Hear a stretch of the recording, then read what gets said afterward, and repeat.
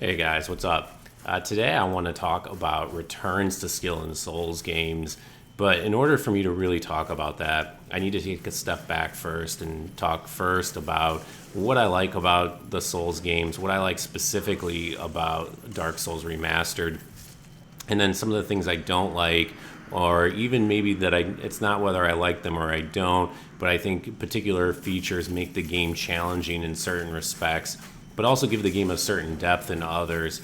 And it really depends on the context in which you look at each of these features to see whether it's good or bad. I don't think very few of these things can be said to be good or bad in some absolute sense. I'll get more to exactly what I mean about the various ways in which these mechanics can be good or bad. But to start off with the things that I like about the game, obviously it's something new for the community to play. I think that Dark Souls guy made the point best that any Souls game that has an active player base is a good thing, and I'm inclined to agree. I think that's a really good point, and I think it's very true of the remaster. I think also for those of us coming from Dark Souls 3, there's a lot of welcome changes. Things like parry spamming and roll spamming and R1 spamming are all pretty easily punished. I think parry spamming in particular is easily punished because you can circle strafe, and because of the way that backstabs work, by the time the player sees you get to their back, it's too late. The backstab's already been initiated on your side, the invader's side. Roll spamming, you can backstab people. Essentially, really poor play like that is easily punished. Dark Souls 3, you obviously chase hosts around forever. You really don't have that in Dark Souls 1. Straight swords are no longer OP. They're really a very average weapon for the most part in Dark Souls 1. The summoner class, for the reasons it's difficult to roll and evade and wait an invader out till you can resummon, it really nerfs the summoner class.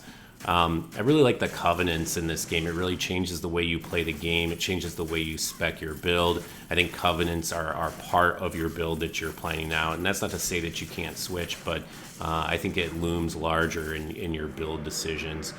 And really, I think we have to look back and look at Dark Souls 1, not just from today's perspective, but look at it when it came out. And it was really the standard setter, and it had to have been such a revelation at the time that it came out. Now, I didn't play it when it initially released. I played it years later. There was no active community. It was a very different experience, and so I'm glad to be able to have that re-release experience and see what everyone was so excited about so many years ago. And really everything that From does in Souls games now, they set the template for it in that original game. And it's just an amazing achievement, especially considering what came before it. And I think it's worthwhile to take a step back and really appreciate the game for what they did at the time.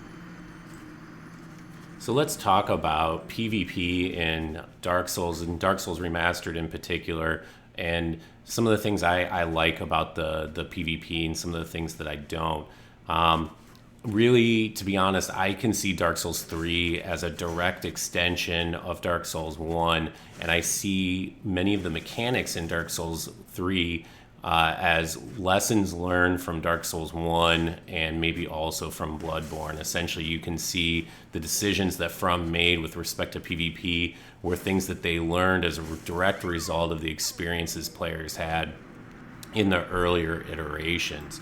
I'm going to kind of run through some of those things. I think the weapon upgrade system in Dark Souls Remastered, and when I say Dark Souls Remastered, I'm not necessarily leveling blame at the remaster. Most of these are things that were there in the original game, and I'm not sure whether it's fair to expect that some of these things would have been fixed or not.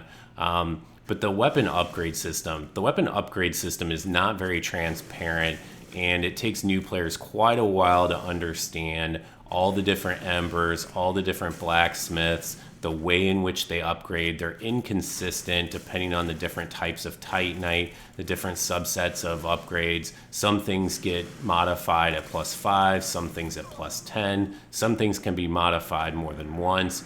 Once you understand it, it's not so bad, but in the beginning, it can be very confusing. And one of the consequences of the upgrade system is that the early going, you really only have access to physical weapons and physical upgrades with Andre the blacksmith. I suppose for certain types of magic builds, you can do a little bit of that in the beginning right outside of Firelink Shrine. but most players aren't going to have those types of builds, especially early going. And so I would say up through the mid game, the vast majority of invaders you're likely to encounter are going to be invaders using some sort of infusion, most likely either fire, chaos, or lightning. And there isn't just a small difference between physical scaling weapons in the beginning and mid game and these other elemental weapons. There is a massive difference in the amount of damage that these weapons do. And one of the complaints that I used to read on Reddit about Dark Souls 3 was that invaders were, quote, spec'd for PvP, and that gave them an unfair advantage. And I always thought that that was an overstated point in Dark Souls 3. I really didn't think that, for the most part, invaders had some huge build advantage relative to PvEers. But I do think that's true in Dark Souls 1. I do think that there are some enormous advantages, to say nothing of the sequence break players that go and get the really overpowered weapons, but we'll talk about that here in just a few moments. The remaster introduced weapon matchmaking, which I think was by and large a good thing, but the game was never designed to have weapon-based matchmaking, and so it still has quite a bit of holes in it. First of all, things like sorceries don't apply, and that's why you get the Darkbead spammers in Undead Burg.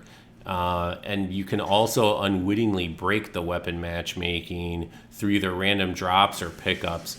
I imagine a lot of new players are coming into Anor Londo. They may have a +6 weapon, maybe +7, and then they pick up a Crystal Halberd, they pick up a Lightning Spear in Sen's Fortress, the Occult Club, and suddenly now players with +15 weapons can invade them. And I don't expect most players realize that when they pick those up. And even if they do realize it, once they've picked it up, it's too late.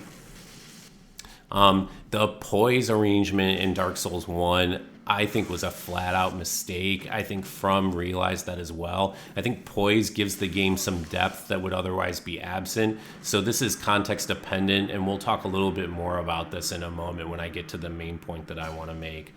The level arrangements for PvP, these levels were clearly designed for PvE and nothing else, because the levels are not conducive to fighting. In fact, there are many locations in which you can only move single file through an area, and it's easy to get pinned between PvE and an invader, or if you're an invader, to get pinned between two hosts, or rather a host and their phantoms. And it just makes for a lot of not fun PvP where you don't have enough room to maneuver and move around. And this was an issue that they really fixed in Dark Souls 3, and I think it makes the PvP much better for it.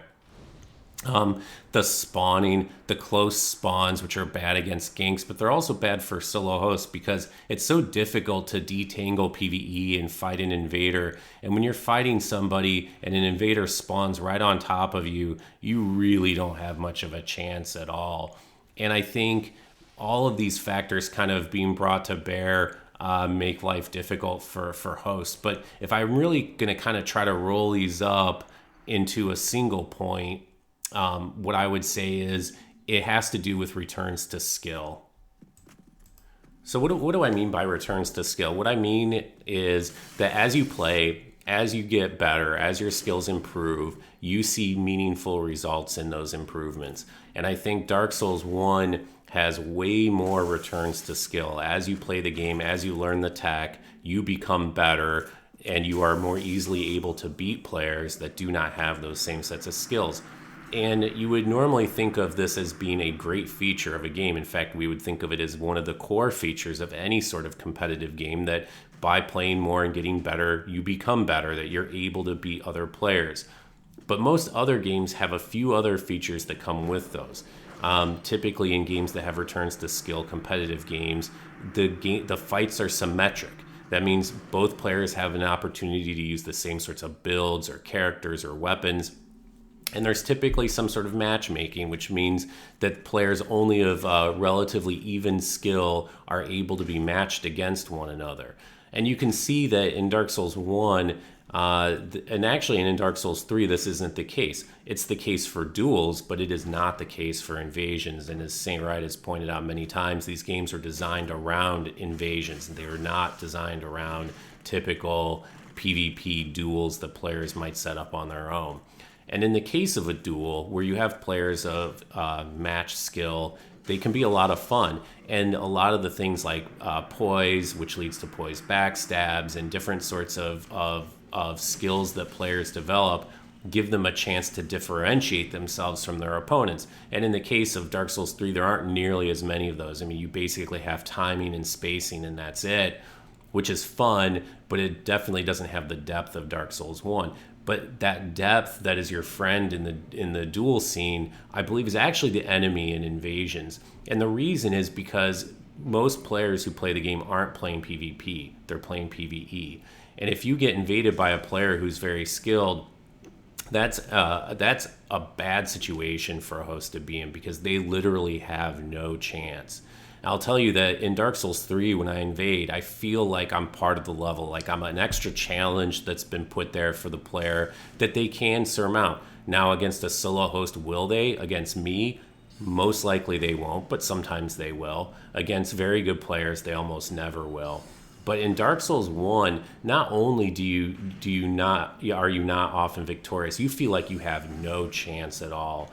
And this is not a good situation for the player base. And frankly, I think it's the reason that we see so many disconnects. And this is a theme I've seen online. I've seen a number of people complain about.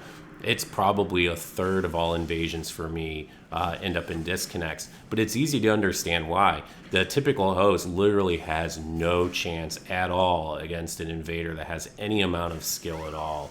And that just makes for PvP that isn't fun. Rather than feeling like a level challenge, I feel like a random Reaper of Death. It's almost as if a random "you died" screen pops up on the player's screen every time they get invaded, and that's just not a good gameplay mechanic. On top of that, you add in the ability to be really overpowered in the early game. And there's this theme that frankly I don't care for in the community, and you see it on YouTube. You see all the videos about how to be OP at Soul Level 1, how to create a one-shot build, how to one-shot noobs in the Burg. And that's just not a fun experience. Frankly, it's not fun for me as an invader. I have no interest in just randomly one-shotting people. There's no accomplishment there. And the only thing that you accomplish is griefing players. And it really helped me to understand when I go on Reddit and I see so many of these complaints about invaders being nothing other than griefers. I never really understood that, and I never agreed with it.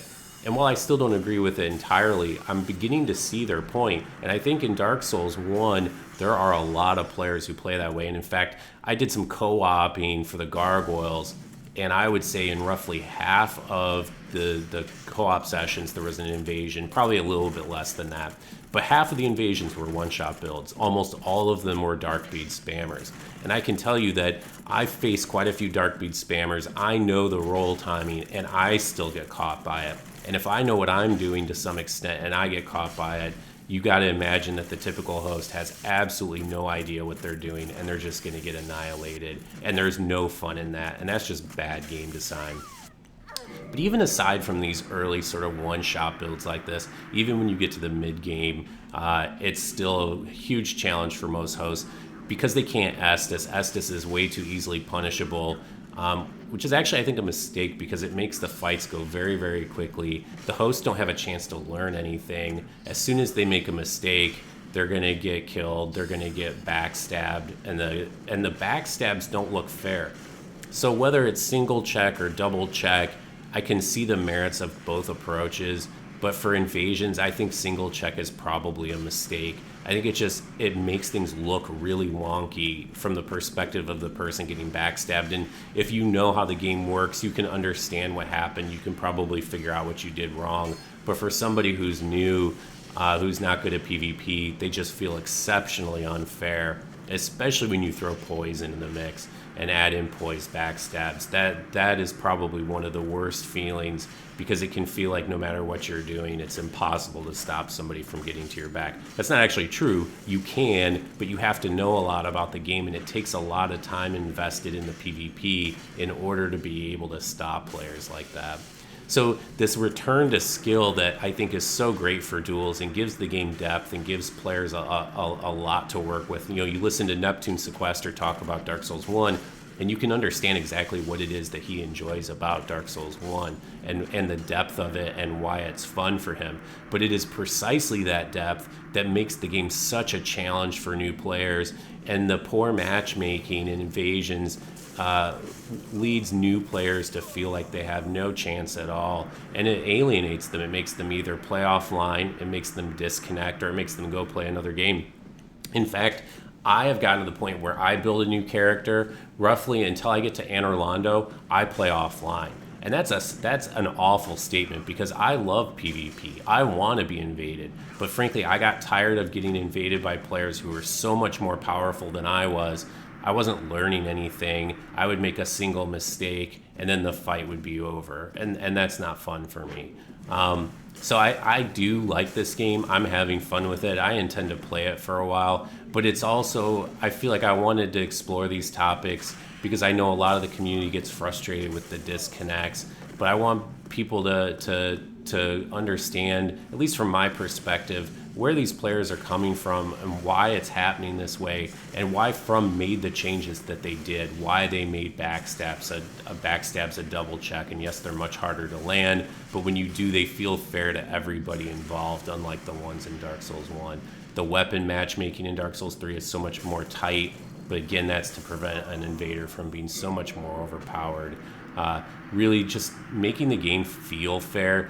And I think that's the most important thing. It's not even necessarily how much the game is fair, but does it feel fair to new players? Are they inclined to play online? Are they inclined to not disconnect when they get invaded, where they feel like they have a chance? And I think it makes for a much more fun game, and it adds to the longevity of the game. And ultimately, as invaders, we can only play the games that the hosts choose to play, and if they get alienated, there's no game left for anyone. Thanks for listening, guys. Take care.